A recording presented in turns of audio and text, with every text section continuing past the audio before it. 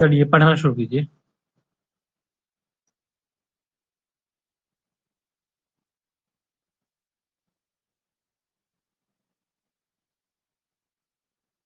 दस मिनट तो इसी में लग जाते हैं कि कौन पढ़ेगा कौन पढ़ेगा कौन पढ़ेगा, हम ही पढ़ते हैं। चलो, एतत् एतत् सह करते ना एतत् विनियोग विधिना समिधादिभिः उपकृत्य दर्श पौर्णमासाभ्याम यजेत इत्येवं रूपेण यानी विनियोज्यन्ते तानि अंगानि द्विविधानि। ये कह रहे हैं जो आपने विनियोग विधि के षड अंग पढ़े हैं पीछे, है ना, इनकी सहायता से ये जो श्रुति आदि के 6 सहायक प्रमाण पढ़े हैं, श्रुति लिंग वाक्य प्रकरण स्थान और समाज के जो श्रुति आदि षट सहायक प्रमाण हैं आपके, इनकी सहायता से, है ना, वाक्य महावाक्यार्थ बोध हुआ हमें। क्या वाक्यार्थ बोध हुआ? सबसे पहले उत्पत्ति विधि हमने पढ़ी थी। उस उत्पत्ति विधि में हमें क्या मिला था कि अग्निहोत्रम जुहोति, है ना, यानी एक कर्म के बारे में हमें कर्म मात्र के बारे में बोध हुआ था, है ना। अग्निहोत्रम जुहोति, दर्श पौर्णमासम जुहोति इत्यादि ऐसे कर्म के बारे में हमें उत्पत्ति विधि ने बताया था। ठीक है। उसके बाद में क्या हुआ, इस विधि ने हमें विनियोग विधि के द्वारा हमें अंग के बारे में पता लगा। उस कर्म का कोई अंग भी होता है जिसके द्वारा वह कर्म किया जाता है, उसका सहायक कर्म सहायक अंग भी होता है कोई, है ना। तो उसने क्या बताया, उसने महावाक्यार्थ बोध किया क्या, कि जो प्रयाज आदि हैं आपके, है ना, कौन, इडो यजति, सॉरी, समिधो यजति तनुना बातम यजति, इडो यजति बर्हि यजति स्वाहाकाम यजति इत्यादि जो पंच प्रयाजादि याग हैं, है ना, वही कह रहे हैं समिधादि भी उपकृत्य, उनकी सहायता से, है ना, ये समिधादि जो 5 याग हैं आपके, उनके सहायता से, उनको उपकृत्य, उनकी सहायता लेकर के दर्श पौर्णमासाभ्याम यजेत, है ना, समिधादि भी दर्श पौर्णमासाभ्याम यजेत, ऐसा करके महावाक्यार्थ बोध हुआ हमें, है ना। किसकी सहायता से? जो पंच प्रयाजादि हैं, इस विनियोग विधि की सहायता से उन पंच प्रयाजादि वो प्रवृत्त हुए इसमें। ठीक है। इत्येवं रूपेण यानी अज्ञानी विनियोज्यन्ते, इस स्वरूप में, जो स्वरूप हमें महावाक्यार्थ बोध हुआ है ना, जो अंग निरूपित हुआ है ना, इसमें, है ना, यानी अंगानी विनियोज्यन्ते, जिन अंगों को विनियोजित किया गया है वो अंग कितने प्रकार के हैं? तानि अंगानी द्विविधानी, वो अंग 2 प्रकार के हैं। कौन से? सिद्ध रूपाणी, क्रिया रूपाणी चेति। सिद्ध रूप, ठीक है ना। ये आगे क्या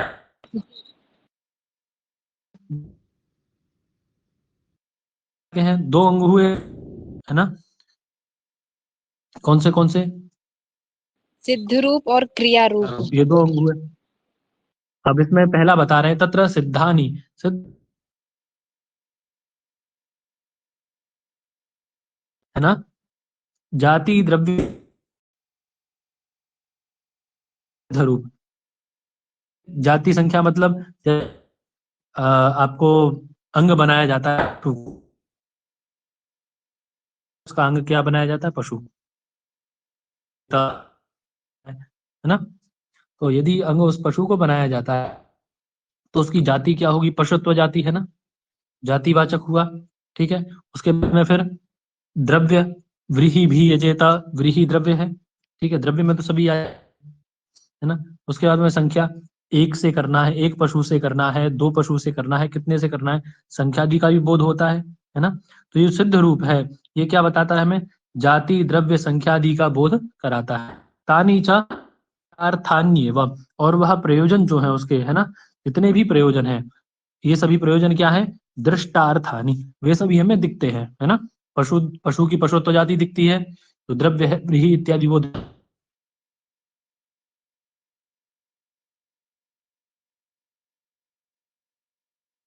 दृष्टार्थानी, है ना, वो ये सभी प्रत्यक्ष होते हैं। ठीक है, उनका प्रयोजन क्या होता है? प्रत्यक्ष होता है सिद्ध रूपों का। उसके बाद में द्विविधानी, क्रिया रूप कितने प्रकार के हैं? 2 प्रकार के। कौन कर्माणि? प्रधान कर्माणि च। ठीक है, कितने प्रकार के बताए क्रिया रूप? 2 प्रकार की। 2 प्रकार के। 2 प्रकार। ठीक है।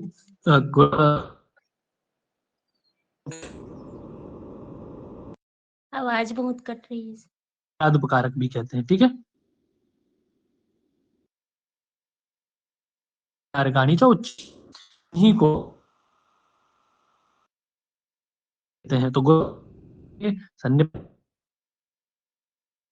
और प्रधान कर्म को क्या कहेंगे? आराध उपकारक। ठीक है ना?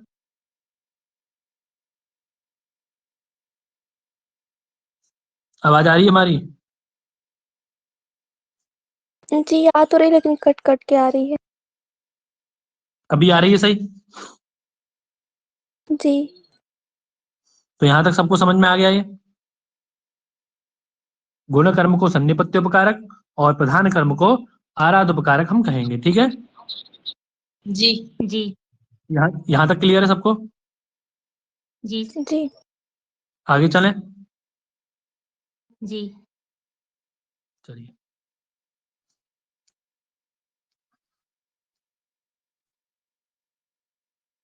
अब सबसे पहला क्या था हमारा? गुण कर्म, है ना? गुण कर्म का क्या नाम रखा था हमने? सन्निपत्य उपकारक। एक मिनट,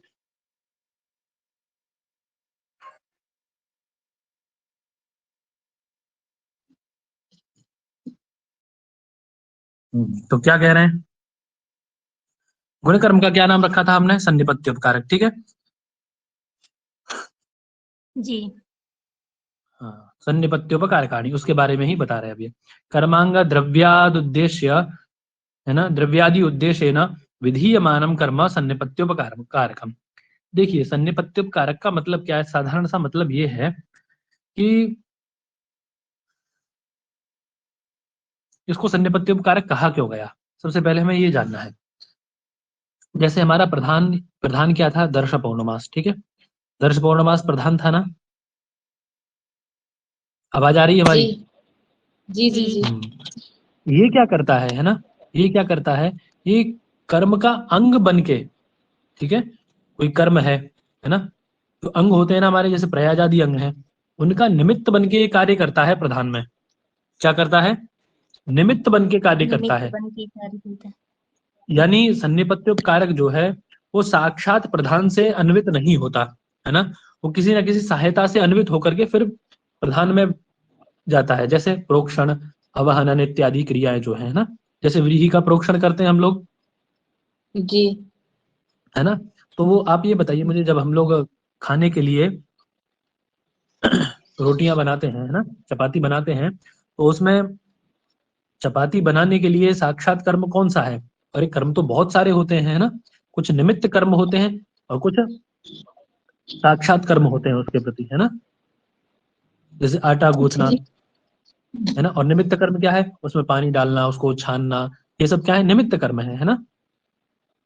तो जी वही जो है वो कर्मांग उद्देश्य, कर्मांग कर्म में कर्म के अंगभूत द्रव्यादि को उद्देश्य करके, है ना, तो हमारा प्रधान कर्म है, उस प्रधान कर्म में द्रव्यादि को उद्देश्य करके, है ना, द्रव्यादि के उद्देश्य के द्वारा विधीयमानम कर्म, जो प्रधान कर्म है, जिसमें कहा जाए उसको, है ना, जो कर्म कहा जाता जी है, जो विधान किया जाता है जिसका, उसे क्या कहते हैं? सन्निपत्य उपकारक। जैसे अवहनन, प्रोक्षण आदि। ठीक है, व्रीहियों का आह्वान करना और प्रोक्षण करना, है ना।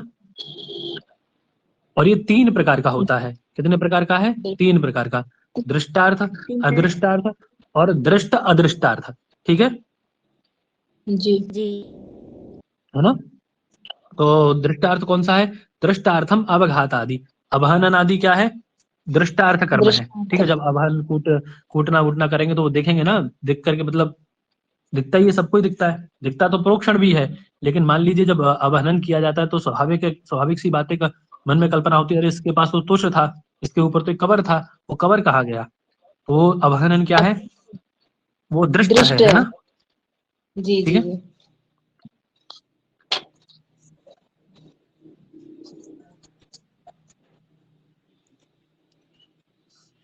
आगे क्या कह रहे हैं? अदृष्टार्थम प्रोक्षण आदि, और प्रोक्षण इत्यादि जो है वो अदृष्ट है। उसके बाद में दृष्ट अदृष्टार्थम पशु पुरोडाश आदि, पुरोडाश आदि बनाना, है ना, और पशु को वो करके उसकी वपा इत्यादि निकालना, ये दृष्ट भी होते हैं, अदृष्ट भी होते हैं। ऐसा तो नहीं सबके सामने ये सब किए जाएं, है ना। ये दृष्ट भी होते हैं जी और अदृष्ट भी होते हैं। और अदृष्ट भी। तद ही द्रव्य त्यागांशे नैव अदृष्टम देवतोद्देश्येन च देवता स्मरणम दृष्टम करोति। अब ये कह रहे हैं कि जिस प्रकार से आपका जो ये दृष्टा अदृष्ट और दृष्टा दृष्ट जो आपके अंग हैं इसके, है ना, उसी प्रकार से द्रव्य त्याग। ये जो आपका द्रव्य त्याग अंश है ना, ये क्या है? द्रव्य त्याग अंश है ना। ये भी कैसा है?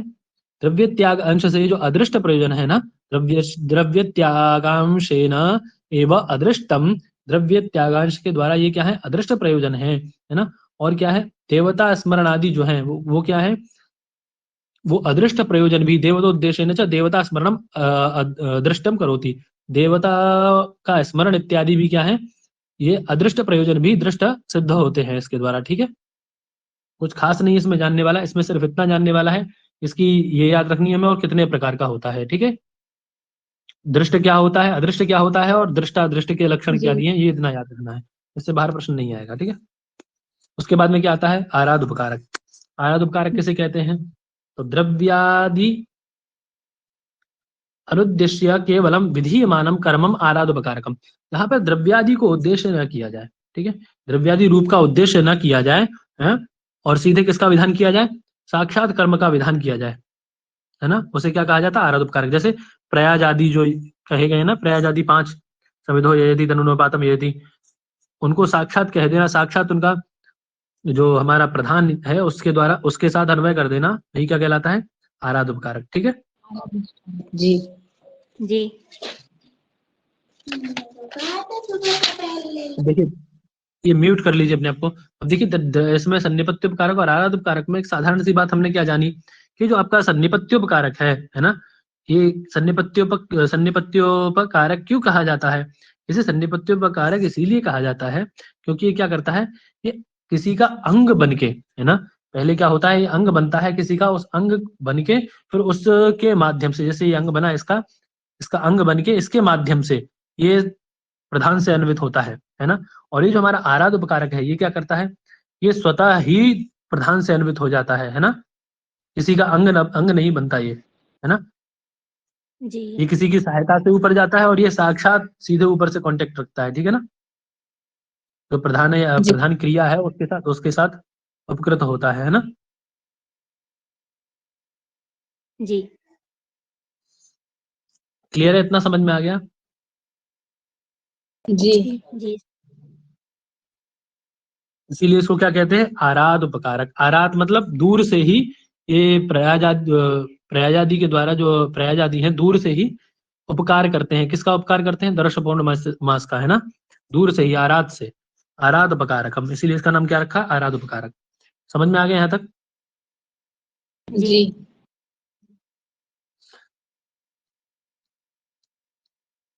आगे क्या लिख रहे हैं? आराध उपकारकंच परम अपूर्वोत्पत्तौ एव उपपत्तेः उपयुज्यते, सॉरी, उपयुज्यते। ये जो आपका आराध उपकारक है ना, ये क्या करता है? तो परम अपूर्व, जब हम अपूर्व साधते हैं ना, आपके दर्श पौर्णमास इत्यादि के द्वारा अपूर्व की कामना करते हैं हम लोग, अपूर्व को साधते हैं, है ना, तो ये क्या करता है? परम अपूर्व साधन में हमारी सहायक कौन होता है? ये आपका आराध उपकारक ही सहायता करता है ना। फिर जब ये सहायता करता है अपूर्व साधन में, तो सन्निपत्योपकारक क्या करेगा? तो बता रहे, सन्निपत्योपकारकम तो द्रव्य देवता संस्कार द्वारा याग स्वरूपे उपयुज्यते। सन्निपत्योपकारक क्या करता है? द्रव्य देवता आदि के द्वारा, क्योंकि हमने जाना था ना कि जो हमारा वो है, याग के 2 रूप हैं, द्रव्य और देवता, है ना।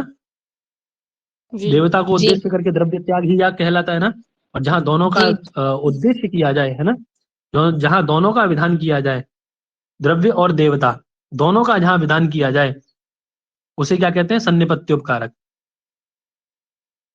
ठीक है, वही कह रहे हैं। तो द्रव्य देवता संस्कार द्वारा याग स्वरूपे उपयुज्यते, याग के स्वरूप में उपयुज्य होता है ये। ठीक है, द्रव्य देवता के संस्कार द्वारा। ठीक है, तो दोनों का प्रयोग, यदि प्रश्न आता है कि द्रव्य देवता दोनों कहाँ उपस्थित होते हैं, ठीक है, ऐसा करके प्रश्न आता है, तो क्या हमें उत्तर करना है उसका?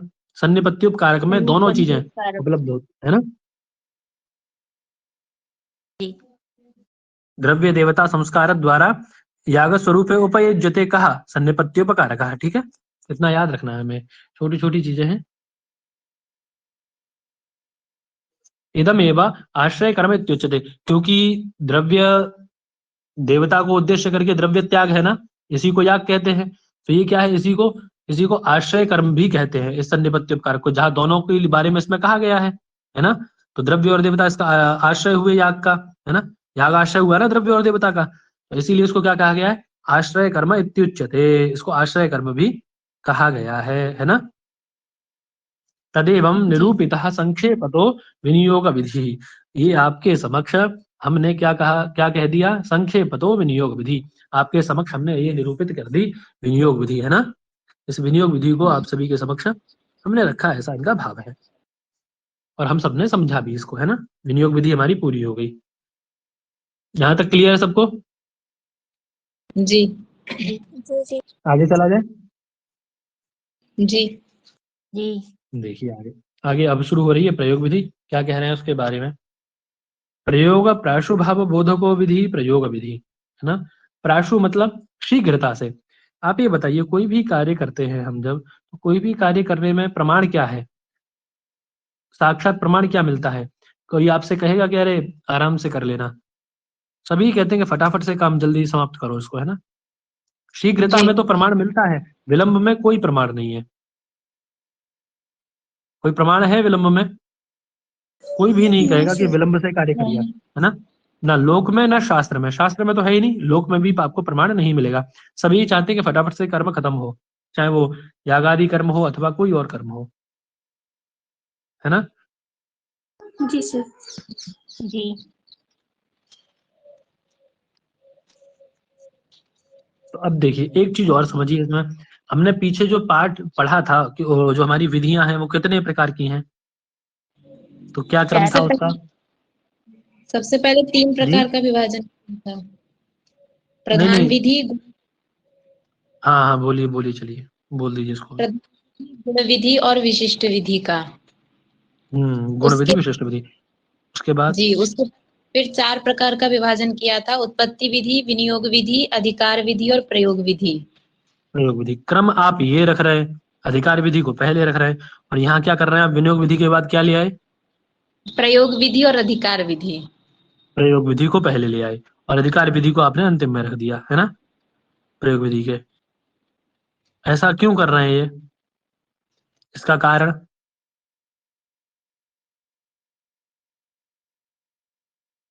तो सबसे पहले इसका कारण देखिए, हम साधारण लौकिक कारण ढूंढने का प्रयास करते हैं।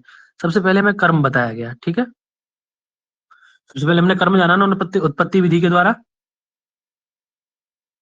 जी। आवाज आ रही है हमारी? आप लोग बोला करें जी जिससे हमें पता लगता रहे आवाज आ रही है। तो सबसे पहले हमने जी कर्म को जाना, है ना, उत्पत्ति विधि के द्वारा। जी। उसके बाद में फिर क्या बताया हमें, हमें एकांक्षा हुई कि जो कर्म है हम किसके द्वारा, क्या कर्म करें, मतलब कर्म बताया हमें कि ये कर्म आपको करना है ना। दर्श पौर्णमासाभ्याम यजेत, दर्श पौर्णमास को आपको यजन करना है ना। लेकिन फिर हमारे मन में क्या आकांक्षा हुई, हमारे मन में आकांक्षा हुई किसके द्वारा इस दर्श पौर्णमास का यजन करना है हमें। तब क्या आया, विनियोग विधि आ गई, ठीक है। उसने बताया कि ये अंग होंगे, श्रुति लिंग वाक्य प्रकरण स्थादि इत्यादि करके उसने सब बता दिए कि ये इसके अंग होंगे, दधी होगा या जो भी है इसके अंग होंगे, इस प्रकार से आपको ये याद करना है, ठीक है। अंग बता दिए उसने। उसके बाद में फिर क्या आकांक्षा होगी कि उनको क्रम क्या रखना है ना, उनका क्रम क्या रखना है, क्रम की आकांक्षा होगी ना। तो जो आपने ठीक है अंग बता दिए, इन अंगों का क्रम क्या रखना है। अरे किसी ने आपको वो बनाते हैं ना, क्या, हम लोग जब छोटे थे बहुत बनाते थे, वो एक कार्ड्स आते हैं वैसे जोड़ने वाले, तो जोड़ने वाले कार्ड्स आते हैं उसमें वैसा जगह भी होती है ऐसे करके, और ऐसे होते हैं वो, ये निकला होता है किसी में, तो वो जोड़ने जी होते हैं सर। आपस में, उनसे वो कुछ बन जाता है, घर वर बना देते हैं उनसे, घर बना लेते हैं या कुछ भी ऐसा बना लेते हैं जोड़ जोड़ के कार्ड्स को, जी सर। है ना। हम लोग बहुत लेते थे उसको। तो वो जब आपको वो दे दी जाए, कार्ड दे दिए जाए, आपको ये बताना है जाए इनसे बनाना क्या है, इसका क्रम क्या रखना है, कि पहले इसमें ये रखना है पहले। और आपने सभी ने वो भी देखा होगा ना, जो क्यूब बॉक्स होता है जिसमें कलर सेट करते हैं, जी हाँ हाँ जी। वो देखे हैं। ट्यूब बॉक्स है ना, तो उसका भी एक क्रम होता है कि पहले इसको ये करना है, ये करना है, ये करना है। उसमें भी एक क्रम होता है, तो हर चीज में क्रम होना आवश्यक है ना। और एक घर बनाते हैं तो घर जी। बनाते समय क्या करते हैं, पहले मतलब जमीन खोदते हैं, उसमें नींव भरते हैं उसकी, है ना। फिर नीचे एक वो डालते हैं, सरिया वरिया मिला करके सीमेंट वीमेंट से मोटा सा मजबूत बनाते हैं उसको, है ना। तो ये भी क्रम है ना, एक हर चीज में क्रम होता है ना। जी सर। तो इसीलिए हमारे पास मैटर तो पूरा है, लेकिन हमारे पास क्या नहीं था, उसको किस क्रम में रखना है उस मैटर को, है ना। तो उसको क्रम को बताने के लिए कौन आई, प्रयोग विधि, कि उस क्रम उस मैटर को प्रयोग कैसे करना है हमें। तो ये तो हुआ आपका लौकिक अर्थ इसका, प्रयोग विधि का, ठीक है, जो साधारण लोक में दिखता है हमें, जो समझाने के लिए आवश्यक था। ये समझ, इतना समझ में आ गया सबको कि प्रयोग विधि को तीसरे नंबर पे क्यों रखा। जी सर। जी जी हाँ, अब देखिए जब आप इसको देखेंगे ग्रंथ में पढ़ेंगे कहीं, तो वहां मिल जाएगा कि इसे ना पाठ में और प्रयोग में पूर्व में ही रखा जाता है। जब पाठ करते हैं तब पूर्व में रखा जाता है प्रयोग विधि को, और जब इसका प्रयोग करेंगे, जब याग इत्यादि में इसका प्रयोग किया जाएगा, तो वहां भी पूर्व में रखा जाएगा, ठीक है। अन्यत्र जहां पर आपको क्या करना होगा, उद्देश्य बताना होगा, ठीक है, उद्देश्य नहीं, उद्देश्य। अंतर समझते हैं आप लोग दोनों में, उद्देश्य और उद्देश्य, दोनों में अंतर समझ में आ। उद्देश्य का अर्थ क्या है, उद्देश्य का अर्थ क्या है,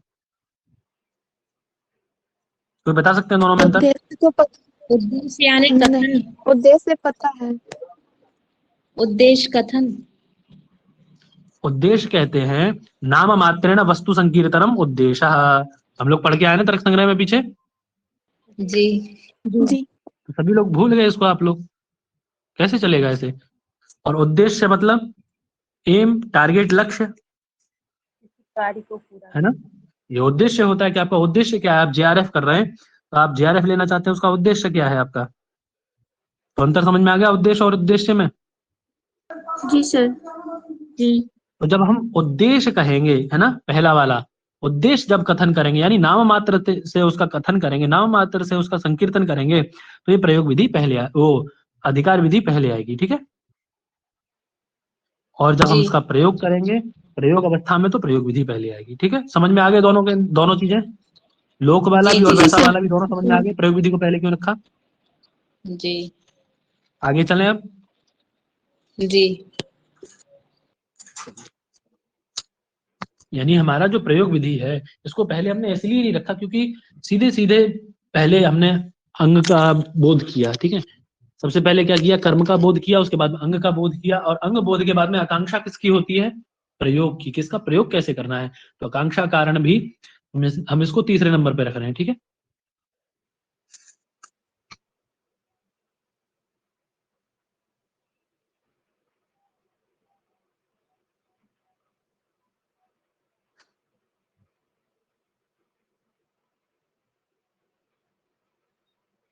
चलिए आगे पढ़िए।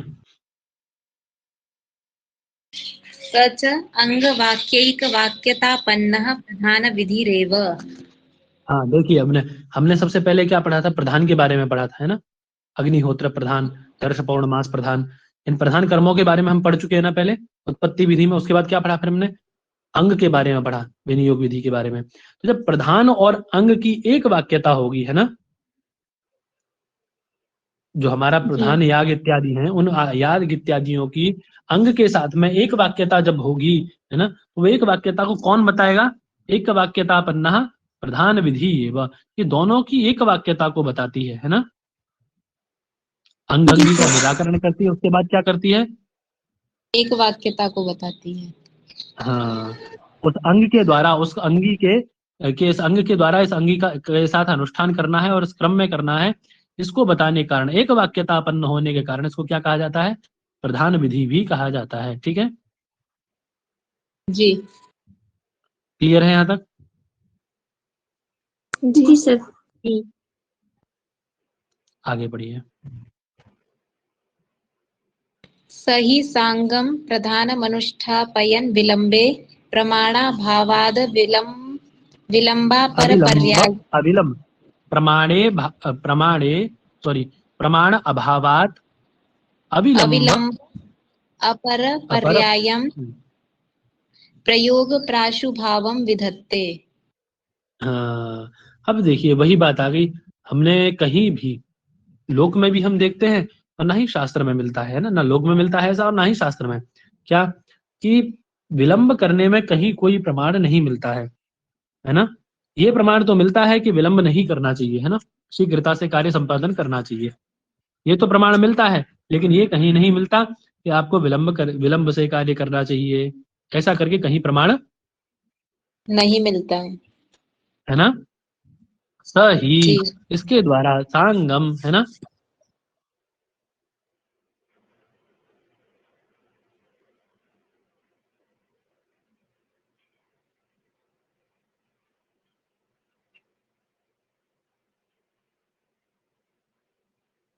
तो स ही सांगम प्रधानम अनुष्ठापये, है ना, विलंबे।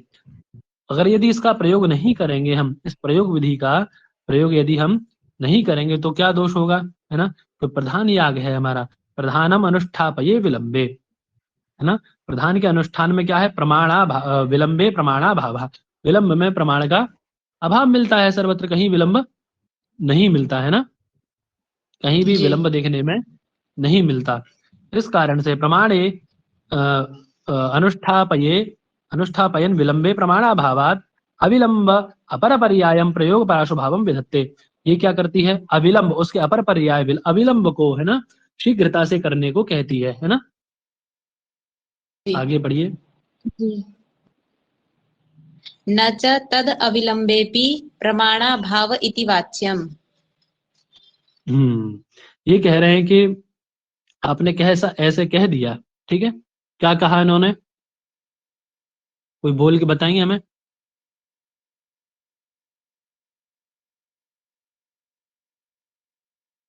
प्रयोग विधि अविलंब का विधान नहीं करती है। नहीं, प्रयोग विधि नहीं कर रही है, किसी कार्य में कोई ऐसा प्रमाण मिलता ही नहीं है ना। तो इसके जी। द्वारा, इस प्रयोग विधि के द्वारा हम प्राशुभाव यानी शीघ्रता से अपने कार्य के विधान में इसका अन्वय करेंगे, है ना, कि शीघ्रता से कार्य का संपादन किया जाए, यही है ना। जी। जैसे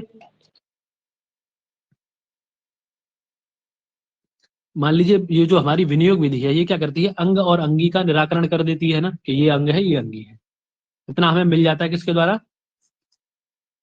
उस आपकी विनियोग विधि के द्वारा, है ना। उसके बाद हमें समस्या जी। क्या होती है, किस अंग का विधान किया जाए, पहले किस अंग का बाद में विधान किया जाए, ठीक है, यही तो समस्या आ रही थी ना, किस अंग का कब जी। विधान करना है ना, जी किस अंग जी से प्रथम अनुष्ठान करें, किस अंग से द्वितीय अनुष्ठान करें, किस अंग से तृतीय अनुष्ठान करें, ऐसा करके समस्या हमें आ रही थी, है ना। तो ये जी सर। समस्या जी। निराकरण के लिए, है ना, ऐसा निर्देश नहीं हो पाएगा, और ऐसा होने पर, ये शंका होने पर, ये तत् प्रकारक शंका होने पर, है ना, एतादृशी शंका होने पर क्या होगा कि जो विलंब कारण के, तब हम निश्चय ही नहीं कर पाएंगे कि इसको पहले करें इसको पहले करें, तो विलंब होगा ना अनुष्ठान में। जी। जी जब हम जी निर्णय ही नहीं कर पाएंगे तो बिना कारण के विलंब होने लगेगा ना। जी यहाँ मत पढ़िए, इसको समझिए जरा, समझने की चीज है ये। तो बिना कारण के विलंब होने लगेगा ना उसमें, जी सर। जी। और ऐसा विलंब ना हो, जब निर्णय पहले से सुनियोजित होगी कोई प्रक्रिया, तो वहां विलंब होने की शंका ही नहीं, फिर तो खटा फट से, यानी एक काम किया फट से दूसरा काम, फट से तीसरा काम, फट से तीसरा काम, ऐसे करके हम निर्णय करते चले जाएंगे, जब पहले से हमारी व्यवस्था होगी तो, है ना। तो ऐसा जी। विलंब ना हो, है ना, और शीघ्रता से, प्राशुभाव से, है ना, प्राशुभावे न, एक के बाद एक अनुष्ठान हमारा बिना किसी व्यवधान के होता रहे, है ना, इसीलिए इसकी आवश्यकता बनी, ठीक है। इस प्रयोग विधि की आवश्यकता क्यों बनी, क्यों पड़ी जी। इसकी आवश्यकता। क्योंकि कोई भी कार्य विलंब से ना हो। हाँ, विलंब में कोई भी प्रमाण नहीं है ना, जी। और ना ही कोई लाभ है, गौरव ही है, कोई लाभ है नहीं विलंब में। तो विलंबे गौरवम दृष्ट्वा अस्य प्रयोग विधेः प्रणयनम कृतः, है ना। जी। अब समझ में आ गया ये इतना। जी सर। जी। और इसका निर्णय किसके द्वारा हम लोग करते हैं, इस व्यवस्था का समायोजन कौन करती है, हमारी प्रयोग विधि, ठीक है। प्रयोग विधि। जी यानी साधारण से एक वाक्य में हम ये कह सकते हैं कि प्रयोग विधि एक वो विधि है जिसके द्वारा हम क्या करते हैं, बिना विलंब के उससे कार्य संबंधित कर जो सकते हैं। पदार्थ हैं, हमारे प्रधान से संबंधित जो पदार्थ हैं, उनका क्रमशः उसमें अन्वय कर सकते हैं, ठीक है। जी सर। इतना समझ में आ गया? जी चलिए, जी अब वो प्रयोग विधि कैसी है? तचा अंग एक वाक्यतापन्ना प्रधान विधि है, उसको हम क्या कहते हैं? एक वाक्यतापन्न होने के कारण, है ना, एक के वाक्यता होने के कारण इसको प्रधान विधि भी कहते हैं, है ना। जी कैसे? कि वह अंगों के साथ में सही अंगम प्रधानम अनुष्ठापयन, वह अंगों के साथ क्या करता है? प्रधान का भी अनुष्ठान कराता है, ठीक है। सांगम अंगों के साथ प्रधानम अनुष्ठापयन, है ना, प्रधान का जी अनुष्ठान भी कराता है ना, कराता। कराता हुआ, है ना, प्रधान का अनुष्ठान कराता है। और फिर क्या होता है? और प्रयोग विधि प्रमाण। के द्वारा ही हमें क्या पता पड़ता है कि शीघ्रता से हमें ये कार्य करना है ना। प्रयोग प्राशुभावम विधत्ते, और उसके द्वारा क्या करता है? वह प्रधान का अनुष्ठान कराते हुए, है ना, प्रयोग प्राशुभावम विधत्ते, प्रयोग में प्राशुभावता की, है ना, शीघ्रता की प्राप्ति कराता है, प्रतीति। शीघ्रता का विधान करता है ना, प्राशुभाव का विधान करता है उस प्रयोग में। हमारा जो प्रधान अनुष्ठान प्रयोग है उसमें क्या कर देता है? प्रयोग प्राशुभावम विधत्ते। इतना क्लियर? जी सर। जी क्यों? क्योंकि विलंबे प्रमाणा अभावात, क्योंकि विलंब में कोई भी प्रमाण नहीं है ना। नहीं होता। जी इसी कारण से ना, इसी कारण से हमने इस प्रयोग विधि का प्रयोग किया, ठीक है। जी इस कारण के द्वारा इस प्रयोग विधि का हमने प्रयोग किया, किसके किसके लिए? तो प्रयोग में प्राशुभावता लाने के लिए, प्राशुभाव लाने के लिए, ठीक है। कितना क्लियर? जी जी अभी ये पूछ रहे हैं कि न च तद अविलंबे ही प्रमाणाभाव इति वाच्यम। ये कह रहे हैं कि जैसे आपने कह दिया कि विलंब में कोई प्रमाण नहीं है ना, यानी किसी चीज में देर करने में कोई प्रमाण नहीं है। आपने यही तो कह के प्रयोग विधि का प्रयोग किया है ना। जी अरे आपने प्रयोग विधि को क्यों लाया? कि विलंब में कोई प्रमाण नहीं है, इसीलिए प्रयोग विधि में ये बात बताई कि शीघ्रता से कार्य करना चाहिए। यही तो आपने बात रखी, तभी तो आपने प्रयोग विधि का प्रणयन किया। जी सर। जी अब ये कह रहे हैं कि मान लिया हमने, चलिए आपके विलंब में प्रमाण नहीं है, लेकिन आप ये बताइए कि अविलंबे किम प्रमाणम, है ना, अविलंबे भी प्रमाणा भाव, अविलंब में भी तो कोई प्रमाण नहीं दिया आपने। जी अरे आप कह रहे हैं कि विलंब में कोई प्रमाण नहीं है, तो आप हमें ये बता दीजिए जरा कि अविलंब में कहाँ प्रमाण है? ये कहाँ कहा गया है कि आप शीघ्रता से सब काम करिए? अविलंब में कहाँ प्रमाण है? जिस प्रकार से विलंब में कोई प्रमाण नहीं है, उस प्रकार से अविलंबे अपि प्रमाणाभाव, है ना, अविलंब में भी प्रमाण का अभाव है। शंका समझ में आ गई? अभाव। हाँ सर। जी जी क्या क्या शंका की इन्होंने? बताएं। आपने बताया कि विलंब में प्रमाण नहीं है, तो अविलंब में क्या प्रमाण मिलता है?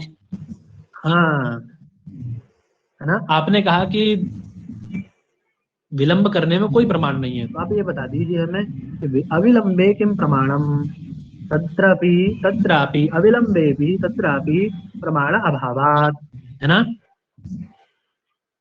जी प्रमाण का अभाव है। तो कह रहे हैं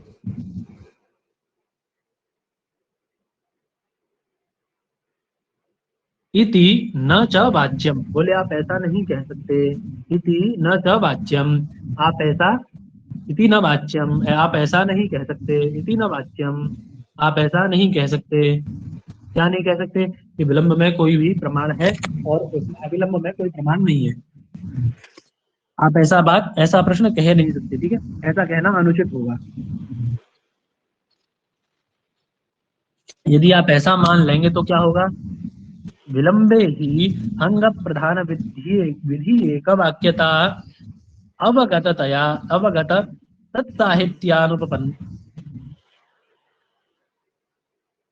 तत्साहित्यानुपपत्ति ही। इनका कहने का मतलब ये है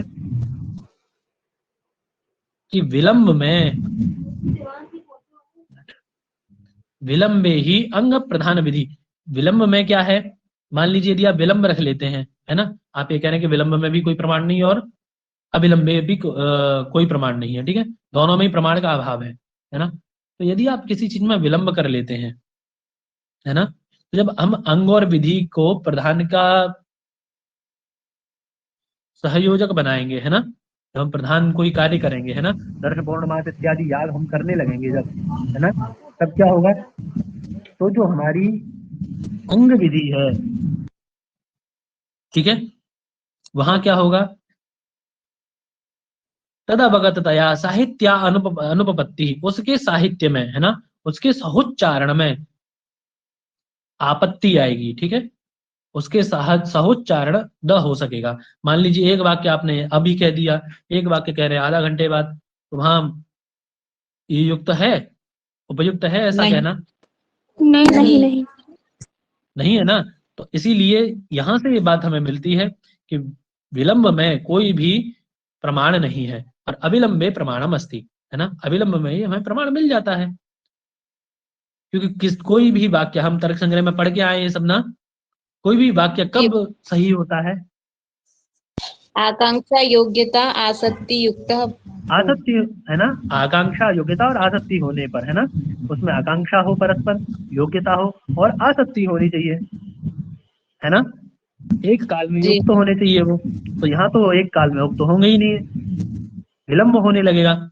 थोड़े क्षण का भी विलंब होने से तो जो और क्रियाएं बीच में आ जाएंगी वो भी उसका अंग होने लगेंगी, इसीलिए विलंब में कोई प्रमाण नहीं है और अविलंबे प्रमाणम अस्ति, ठीक है, जी सर।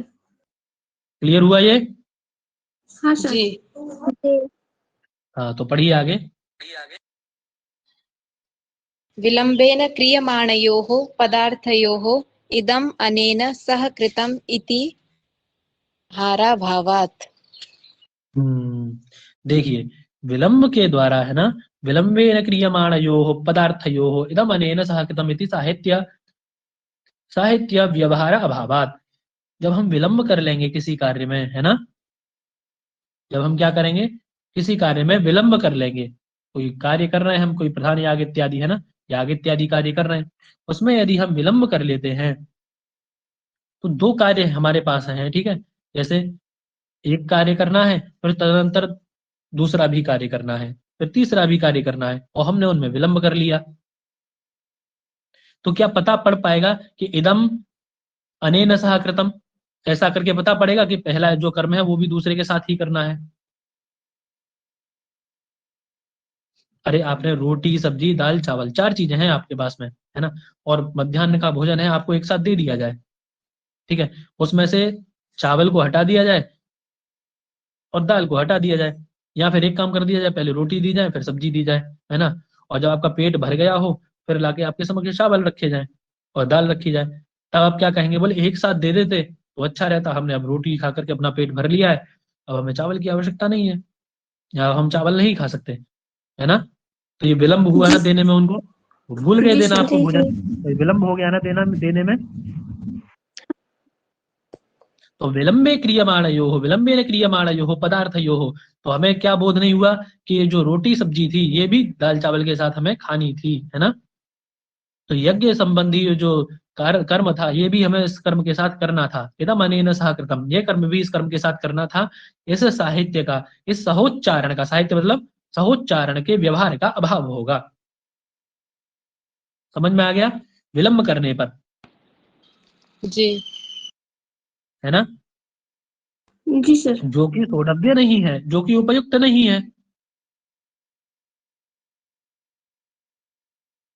जी। क्लियर है इतना? जी। ये साहित्य में अव्यवहारिक है, यह सहोच्चारण में क्या है, अव्यवहारिक है, इस कारण से विलंब में कोई भी प्रमाण नहीं मिलता।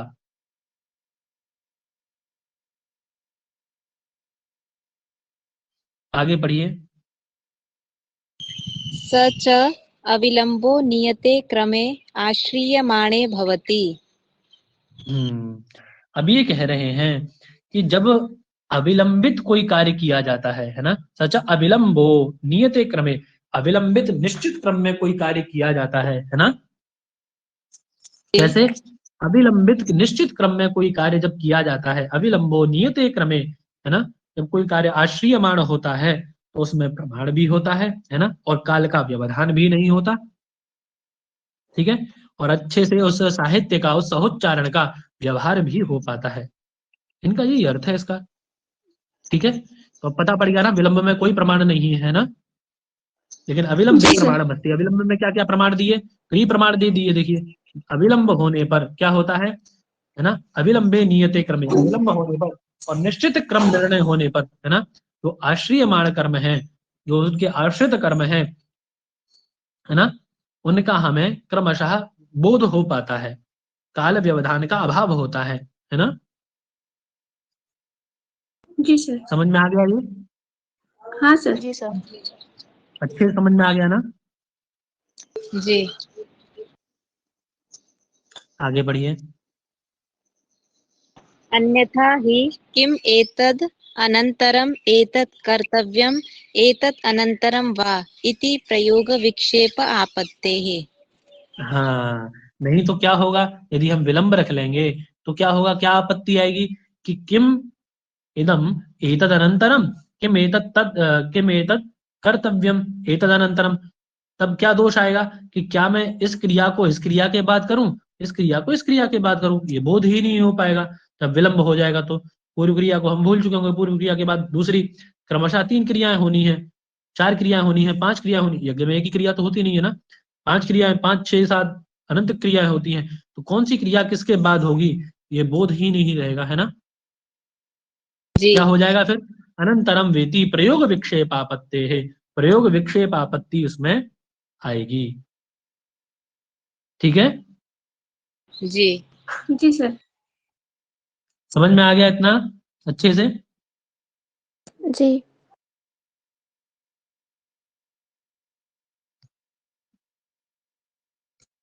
तो ऐसे ही करके ऐसी शंका उत्पन्न होने लगेगी, ऐसा संशय होने लगेगा हमें खुद ही कि किस क्रिया के बाद में कौन सी क्रिया करनी है ना।